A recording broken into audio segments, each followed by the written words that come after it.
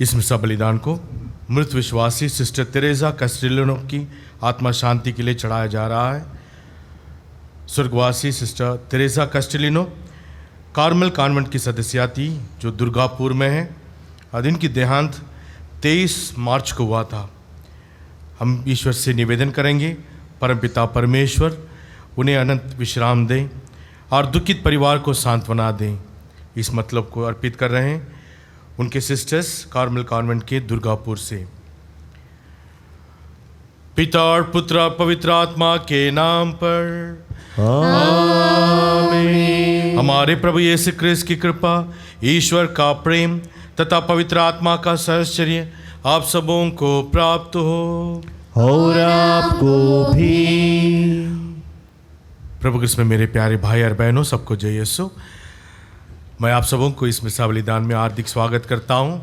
जो भी इस मिसा में जुड़े हुए हैं विभिन्न माध्यम से, उन सबों को स्वागत करता हूं। तिमोथी के नाम लिखे गए दूसरा पत्र अध्याय 2 पद संख्या 9 कहता है, ईश्वर का वचन बंदी नहीं हो सकता। ईश्वर का वचन बंदी नहीं हो सकता। और आज का पहला पाठ हमें यह बताएगा कि अगर ईश्वर का वचन बंदी नहीं होगा, वो उस वचन को सुनाने वाले को भी कोई बंदी नहीं बना सकते। पौलुस और सीलास को उन लोग बंदी गृह में डाल देते हैं, लेकिन आत्मा उन्हें छुड़ा देता। किस तरह छुड़ाता? और उसमें जो कारापाल था उसका भूमिका बहुत सुंदर सराहनीय है। कुछ साल पहले चकेरी के युवाओं ने, कानपुर के चकेरी पैरिश के युवाओं ने इसे बहुत सुंदर रूप से नाटक में प्रस्तुत किया। बाइबल फेस्टिवल में अब पहला पुरस्कार जीते थे। कारापाल का जिस तरह मन परिवर्तन होता है और वो सीलास और पौलुस को बंदी गृह से निकाल देता है और उनका सारा परिवार बपतिस्मा ग्रहण करता है। क्या ईश्वर का वचन हमारे दिल में बंदी है? हम केवल अपने लिए रखते हैं, वो सही नहीं है करके आज का पहला पाठ हमें बताता है। ईश्वर का वचन, ईश्वर की आत्मा हम एक दूसरे के साथ बांटना अपने जीवन के द्वारा, वचन के द्वारा। आइए इस मिसा बलिदान में योग्य रीत से भाग लेने के लिए मन वचन से जो पाप किए हों उसके लिए पछतावा के साथ हम क्षमा याचना करें।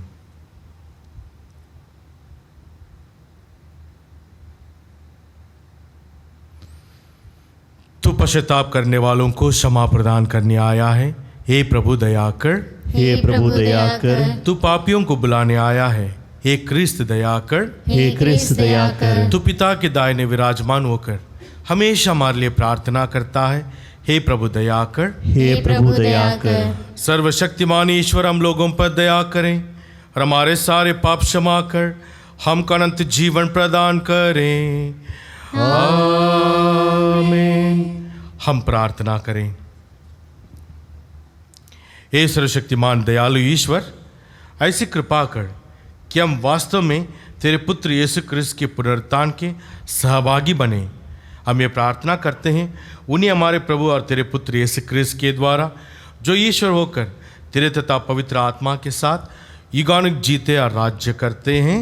आमीन। पहला पाठ प्रेरित चरित्र। आप यीशु में विश्वास कीजिए तो आपको और आपके परिवार को मुक्ति प्राप्त होगी। फिलिप्पी की भीड़ पौलुस और सीलास के विरोध में एकत्र हो गई। तब न्यायकर्ताओं ने अब कपड़े उतरवा कर उन्हें कोड़े लगवाने का आदेश दिया। उन्होंने पौलुस और सीलास को खूब मारा और कारापाल को बड़ी सावधानी से उनकी रखवाली करने का आदेश देकर उन्हें बंदीगृह में डाल दिया। कारापाल ने ऐसा आदेश पाकर उन्हें भीतरी बंदीगृह में रखा कर और उनके पैर काट से जकड़ दिए। आधी रात के समय जब पौलुस तथा सीलास प्रार्थना करते हुए ईश्वर की स्तुति गा रहे थे और कैदी उन्हें सुन रहे थे, तो एकाएक इतना भारी भूकंप हुआ कि बंदीगृह की नींव हिल गई। उसी क्षण सब द्वार खुल गए और सब कैदियों की बेड़ियां ढीली पड़ गई। कारापाल जाग उठा और बंदीगृह के द्वार खोले देखकर समझ गया कि कैदी भाग गए हैं, इसलिए उसने तलवार खींचकर आत्महत्या करनी चाहिए, किंतु पौलुस ने ऊंचे स्वर से पुकार कर कहा, अपनी हानि मत कीजिए, हम सब यही हैं। तब करापाल चिराग मांगा कर भीतर दौड़ा और कांपते हुए पौलुस तथा सिलस के चरणों पर गिर पड़ा। उसने उन्हें बाहर ले जाकर कहा, सज्जनों, मुक्ति प्राप्त करने के लिए मुझे क्या करना चाहिए? उन्होंने उत्तर दिया, आप प्रभु यीशु में विश्वास कीजिए तो आपको और आपके परिवार को मुक्ति प्राप्त होगी। इसके बाद उन्होंने करापाल और उसके सब घर वालों को ईश्वर का वचन सुनाया। उसने रात की उसी घड़ी उन्हें ले जाकर उनके घाव धोए। उसके तुरंत बाद उसने और उसके परिवार ने बपतिस्मा ग्रहण किया। तब उसने पौलुस और सिलस को अपने जहाँ ले जाकर भोजन कराया और अपने सारे परिवार के साथ आनंद मनाया, क्योंकि उन्होंने ईश्वर में विश्वास किया था। यह प्रभु की वाणी है। ईश्वर को धन्यवाद। भजन अनुवाद के, हे प्रभु, तूने हाथ बढ़ाकर मुझे बचा लिया है। हे प्रभु, तूने हाथ बढ़ाकर मुझे बचा लिया है। हे प्रभु, मैं सारे हृदय से तुझे धन्यवाद देता हूँ, क्योंकि तूने मेरी सुनी है। मैं स्वर्गदूतों के सामने तेरा गुणगान करूँगा और तेरे पवित्र मंदिर को दंडवत करूँगा। हे प्रभु, तूने हाथ बढ़ाकर मुझे बचा लिया है। मेरे पूर्व प्रेम तथा सत्य प्रतिज्ञा के कारण धन्यवाद देता रहूँगा। जिस दिन मैंने तुझे पुकारा उसी दिन तू मेरी सुनी और मुझे आत्मबल प्रदान किया। हे प्रभु, तूने हाथ बढ़ाकर मुझे बचा लिया है। तूने हाथ बढ़ाकर मुझे बचा लिया है। तेरा दाहिना हाथ मेरी रक्षा करता रहता है। हे प्रभु, तेरा प्रेम चिरस्थायी है। अपनी सृष्टि को सुरक्षित रखने की कृपा कर। हे प्रभु, तूने हाथ बढ़ाकर मुझे बचा लिया है। जय घोष।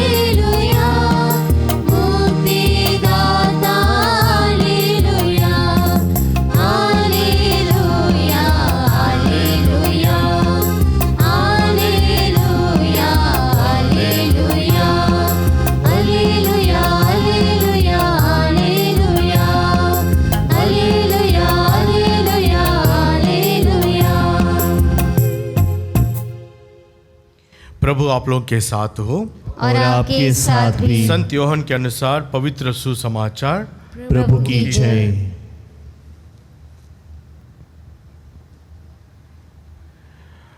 यीशु ने अपने शिष्यों से यह कहा, अब मैं उसके पास जा रहा हूँ जिसने मुझे भेजा है, और तुम लोगों में से कोई मुझसे ये नहीं पूछता कि आप कहाँ जा रहे हैं। मैंने तुमसे ये बातें कहीं इसलिए तो तुम्हारे हृदय शोक से भर गए हैं। फिर भी मैं तुम लोगों से सच कहता हूँ, तुम्हारा कल्याण इसमें है कि मैं चला जाऊँ। यदि मैं नहीं जाऊँगा तो सहायक तुम्हारे पास नहीं आएगा। यदि मैं जाऊँगा तो मैं उसे तुम्हारे पास भेजूँगा। जब वो आएगा तो पाप, धार्मिकता और दंडाज्ञा के विषय में संसार का भ्रम प्रमाणित कर देगा। पाप के विषय में, क्योंकि वे मुझ में विश्वास नहीं करते। धार्मिकता के विषय में, क्योंकि मैं पिता के पास जा रहा हूँ और तुम मुझे और नहीं देखोगे। दंडाज्ञा के विषय में, क्योंकि इस संसार का नायक दोषी ठहराया जा चुका है। ये प्रभु का जीवंत सुसमाचार है। क्रिस्त की जय। सुसमाचार के शब्द हमारे पापों को मिटा दें। आमीन।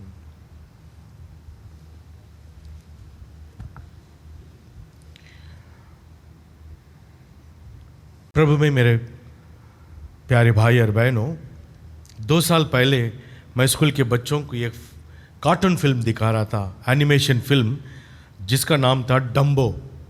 बहुत पुराना फिल्म था।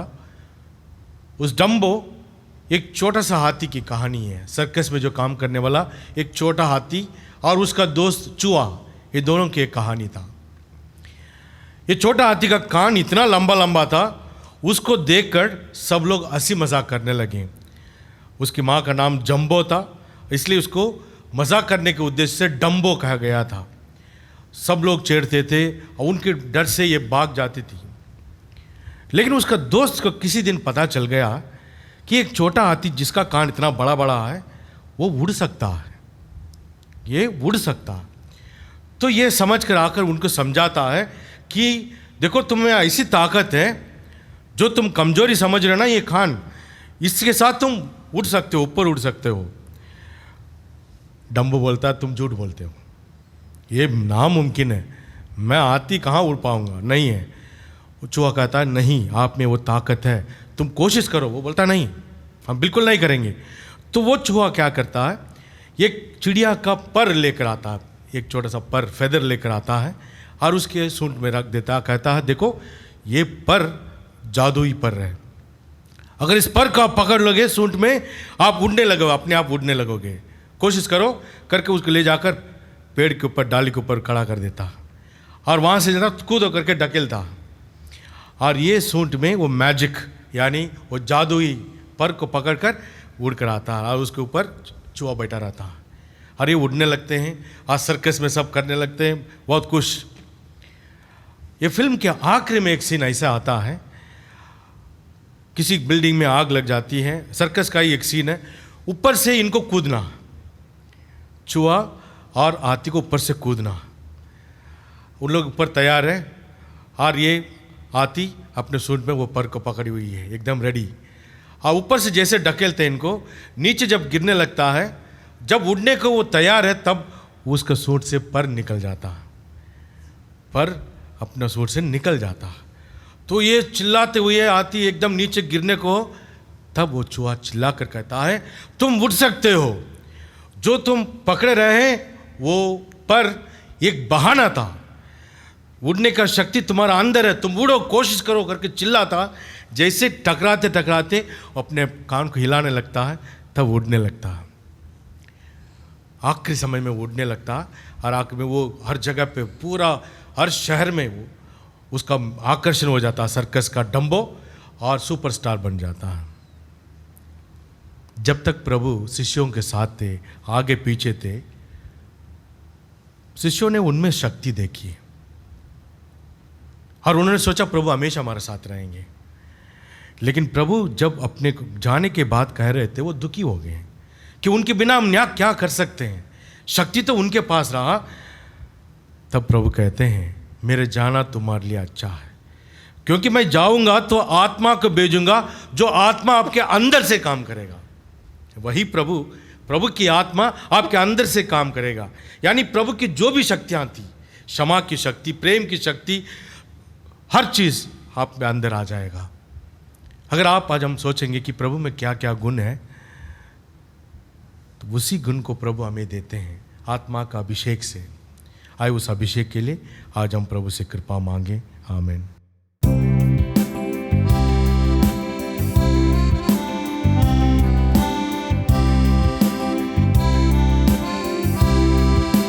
स्वीकारो स्वामी।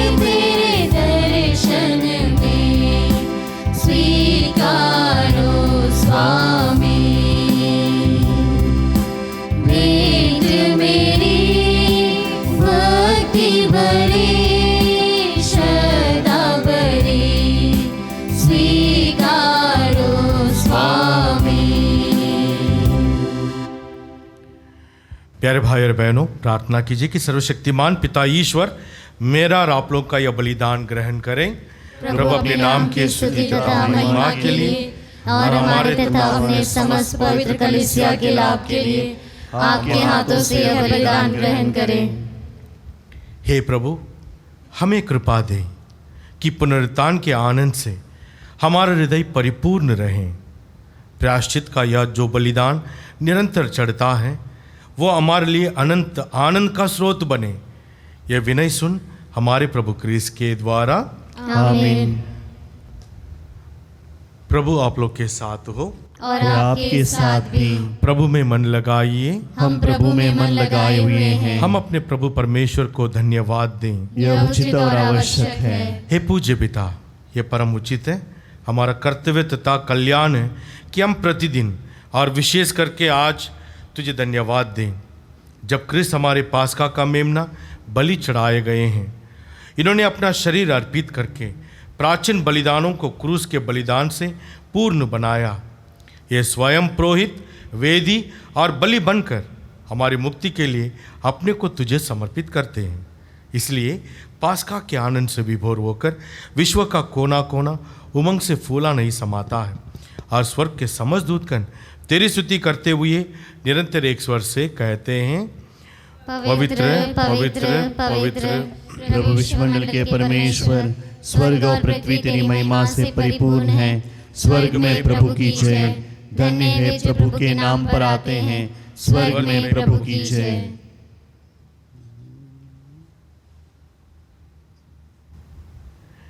हे परमपिता, तू वास्तव में पवित्र है, सारी पवित्रता का स्रोत है।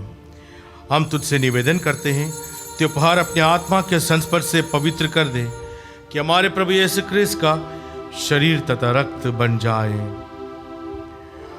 जिस रात को यीशु स्वेच्छा से मृत्यु के लिए सौंपे गए, उन्होंने रोटी ली, तुझे धन्यवाद दिया और रोटी तोड़कर उसे अपने शिष्यों को देते हुए कहा, तुम सब इससे लो और खाओ, ये मेरा शरीर है जो तुम्हारे लिए बलि चढ़ाया जाएगा।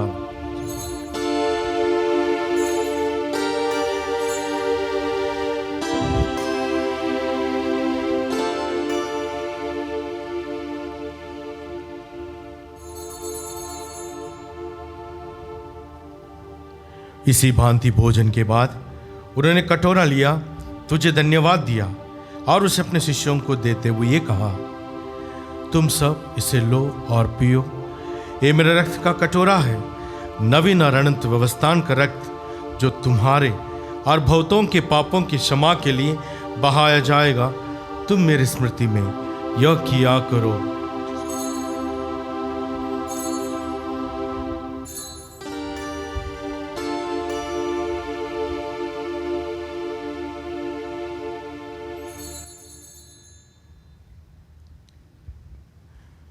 यह है हमारे विश्वास का रहस्य।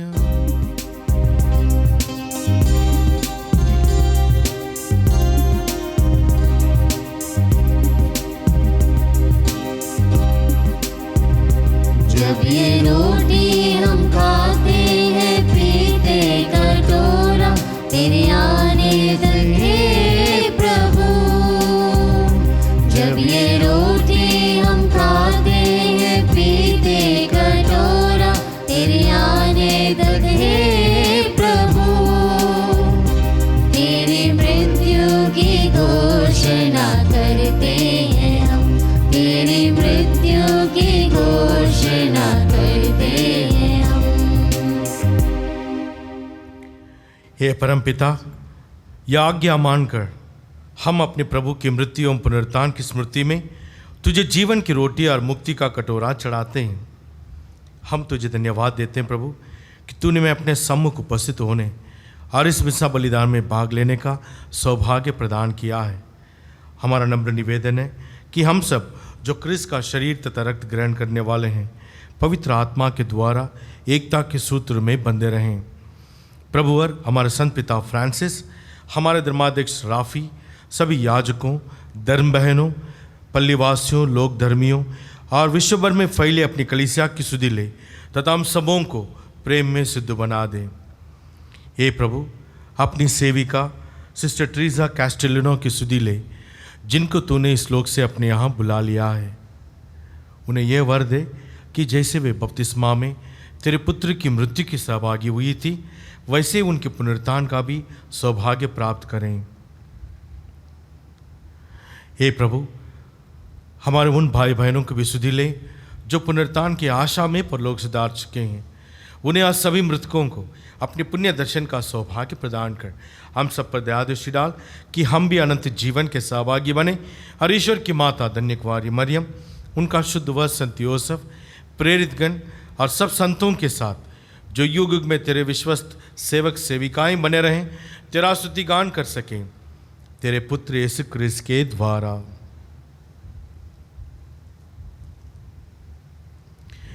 इन्हीं प्रभु क्रिस्त के द्वारा, इन्हीं के साथ और इन्हीं में हे सर्वशक्तिमान पिता परमेश्वर पवित्र आत्मा के साथ तुझे समाधान तथा महिमा युगानुयुग मिलती रहती है। आमीन। आमीन। आमीन।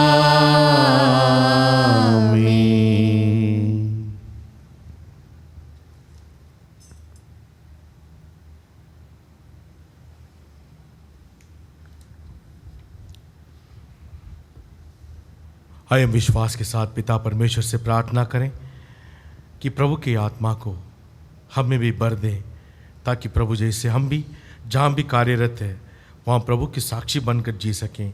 इसके लिए प्रार्थना करें जैसे प्रभु यीशु ने स्वयं हमें सिखलाया है। ये हमारे पिता जो स्वर्ग में है, तेरा नाम पवित्र माना जावे, तेरा राज्य आवे, तेरी इच्छा जैसे स्वर्ग में है वैसे पृथ्वी पर भी पूरी हो।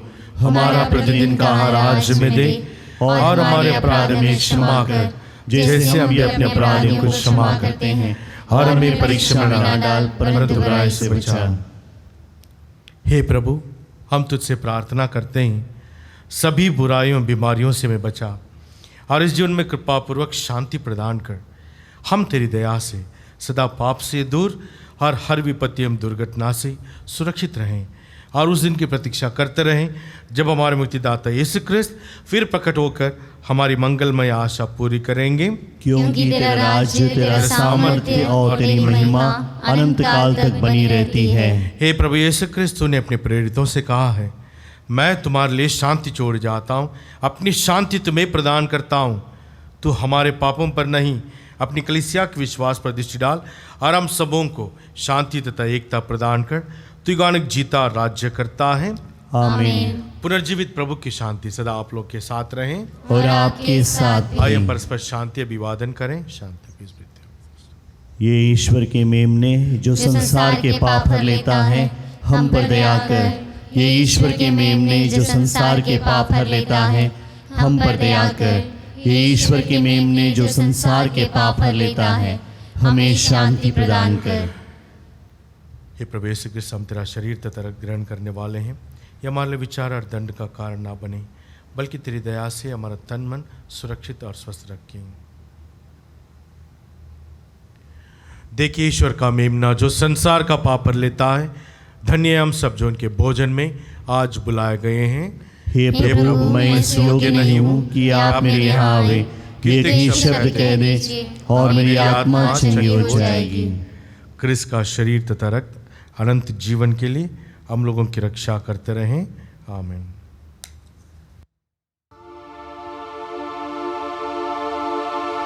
प्यारे भाई और बहनों, यह पावन क्षण प्रभु यीशु को शरीर और लहू में ग्रहण करने का समय है। हम प्रभु को शारीरिक रूप से ग्रहण नहीं कर सकते हैं। आध्यात्मिक रूप से उस जीवित प्रभु को हमारे दिल में स्वागत करें और उनसे प्रार्थना करें। हे मेरे प्रभु यीशु, मैं सारे हृदय से विश्वास करता हूँ कि आप पवित्र यूकरिस्ती संस्कार में उपस्थित हैं। हे प्रभु, मैं सभी चीज़ों से बढ़कर तुझे प्रेम करता हूँ। और मेरी यही अभिलाषा है कि आप मेरे आत्मा में आकर बस जाएं, क्योंकि हे प्रभु, मैं तुझे आज ग्रहण करने में असमर्थ हूँ। हे प्रभु, आध्यात्मिक रूप से आकर मेरे हृदय में समा जाइए। हे यीशु, मैं आज तुझ में एक होना चाहता हूँ और तुझ में समा जाना चाहता हूँ।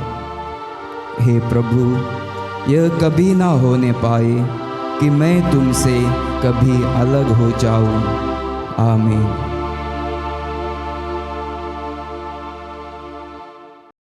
हम प्रार्थना करें।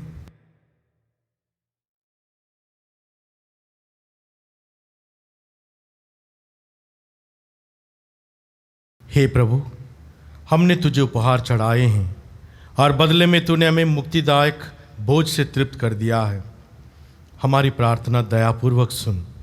ये पावन संस्कार इस लोक में हमें सभी आवश्यक कृपाएं और परलोक में अनंत सुख दिलाएं। ऐसी कृपा कर हमारे प्रभु क्रिस्त के द्वारा। आमीन। प्रभु आप लोग के साथ हो और आपके साथ भी। सर्वशक्तिमान ईश्वर पिता और पुत्र और पवित्र आत्मा आप सबों को आशीर्वाद प्रदान करें। आमीन। आप लोग विदा लें। प्रभु की शांति साथ रहें। ईश्वर को धन्यवाद।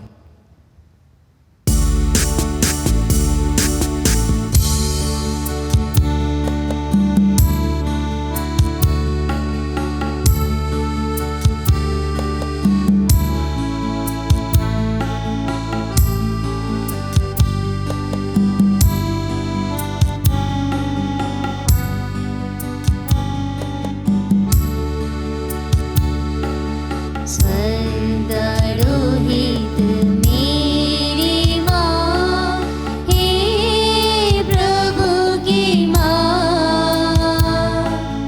रखना अपनी बाहों में हम सभी को माँ। स्वर्गारोहित मेरी माँ, हे प्रभु की माँ, रखना अपनी बाहों में हम सभी को माँ। कलवारी के जैसे यीशु की पीड़ा में तूने साथ दिया, वैसे हमारी मुसीबतों में हमको साथ देना। कलवारी के जैसे यीशु की पीड़ा में तूने साथ दिया, वैसे हमारी मुसीबतों में हमको साथ देना। स्वर्गारोहित मेरी माँ, हे प्रभु की माँ,